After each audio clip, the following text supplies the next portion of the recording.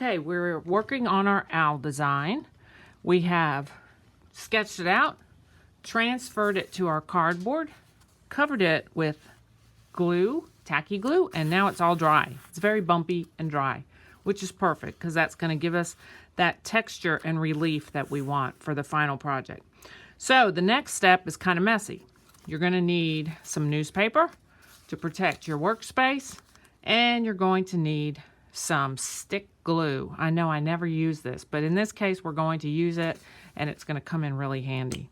And you're going to actually use this glue to stick the foil down on top of the cardboard. So we're going to go over this whole entire thing with that glue. Do you see how that glue is just oozing out everywhere? And in fact, you will end up using an entire glue stick. You want to get it down into all of those little cracks and crevices. It's going to get on the tacky glue just fine, but you really want it to stick to the cardboard.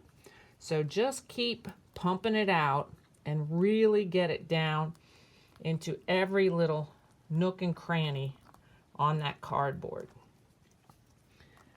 So this is the messy part, because eventually you're going to have to stick your fingers in this glue, but you know the glue comes out with soap and water.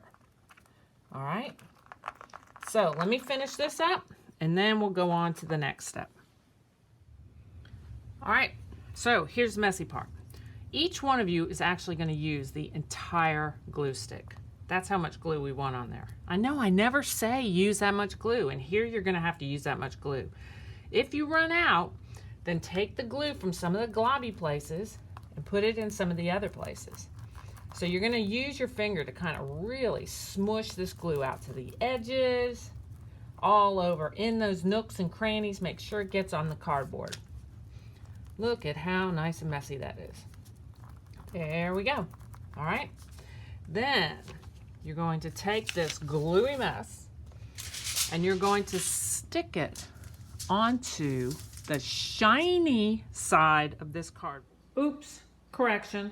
The shiny side of the foil. This is cardboard, this is foil. Get with the program, Miss Doherty. So lay it down on the shiny side of the foil. All right, so you really want it on the shiny side. Flip it over. Just lay it down right in the middle, okay? And then go wash your hands. Okay, so my hands are clean. That's glued down there, okay? And now it's time to fold over the sides. So we're going to talk a little bit about neatness. Some people want to just take it and crumple it because it is foil, but you want it to lay down flat. So just take two opposite sides and fold it down nice and flat. And we want it to stay like that.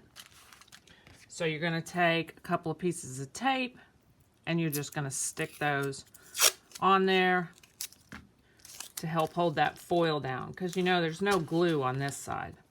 We don't want the tape poking out so that you see it on the front, so keep it all on the back. Then on the corners, here we go.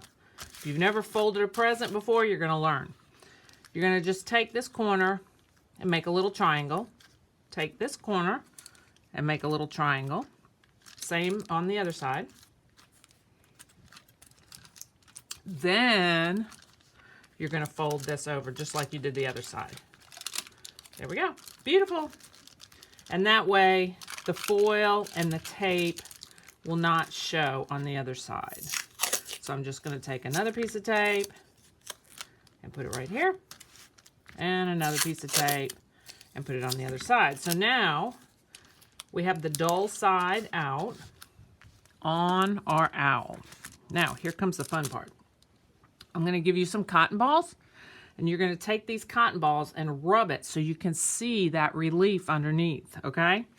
If we use our fingers, sometimes our nails will clip it and tear this foil. Even though it's heavy-duty foil, it's still fragile. So we're going to use something super soft like these cotton balls, and we're going to just rub over the whole thing.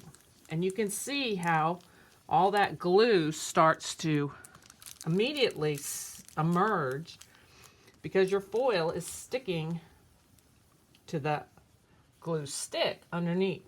All right. Once you kind of get it so that it's visible and you know where your lines are, then just take one cotton ball and really work it around all those little shapes so that you can really get the glue up close to those edges. All right. This takes a little bit of time and care because, again, it's going to be super easy to tear right through there, especially if your fingernail clips it, and you do not want that. So really just use that cotton ball to kind of get into all those little places. And take your time. Do every single one all the way out to the edge and get it nice and flat down on that glue. All right, I'll give you some time to do that. So now you can see my owl and how I really worked that cotton ball around each one of those little lines so that I could really get it to stick down. And I can see all my details, and he's glued down really nice now. So we're ready for one of the last steps. All right, next step is to fill in those big spaces with some patterns. So I have like this branch or rock space. I have all these spaces on my owl around his face and his eyes and his head and his tail, each one of those spaces. And you're going to fill them in with different patterns, all right? I'm going to give you some ideas, although I'm sure you're going to come up with a lot of your own, of some Zentangle patterns. I'm sure you remember those from 4th grade. And you're just going to fill those in. So, say for example, on his face right here, I want to just fill in a pattern like around his cheeks, all right? I'm going to do that with a ballpoint pen. And one of the reasons is the ballpoint pen has a really dull point on it. We're not actually drawing on here, so it doesn't matter if it shows up, but we're impressing into the foil, okay? If I use a nice sharp pencil, a lot of times it tears the foil. And if I go super close to where these little edges are, it might tear the foil. If the foil does tear, don't panic. Just ease up on the pen and keep going to the next spot and see what happens, okay? So I'm going to work on his face a little bit, and I'm going to just do some simple circles. So look, this one's actually drawing on there, and that's okay. So I'm going to just press right into the foil. Remember, this is a relief, so we want to have high areas and low areas. Again, just like those 4th grade Zentangles, you do not want to have just one big circle on his cheek. You're going to actually just fill the shape with lots of texture and patterns. Now, I like to do similar items with a similar pattern. For example, this is one side of my owl's cheek, and I have circles on it. So I don't want to do a line pattern on this side. Then it gets confusing for my viewer. I'm going to do the same pattern on his other cheek too. So whatever I do in his eye, I'll do in his eye. I'll keep his forehead the same. Now all these other spaces out here, I can do tons of different things. All right, and I'm just going to impress in there with my pen and work out some little designs in all of these spaces. Make sure your patterns fill the space and give you some good texture and not just a big fat X in the middle. You know what I expect from you. And then we'll be ready for the last step. Okay? Well, I'll see you guys next week. Have fun with this. Take your time and make all kinds of terrific patterns. Okay, so these are the patterns that I ended up using.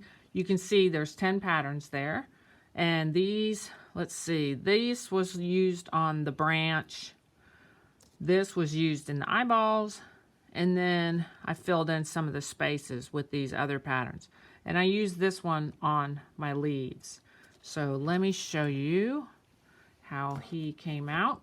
Oh, he's sideways. There we go. So you can kind of see the circles and the paisley and the U shapes, and there's the diamonds. Okay, So you're just going to fill in all those spaces. We're going to leave the background, but you want to make sure you do the branch, the bird, and all those spaces in there, and then the leaves. All right? We'll see you next week to finish this up. The next finish is going to be kind of a quick step, and we'll start our new project. Have a great time.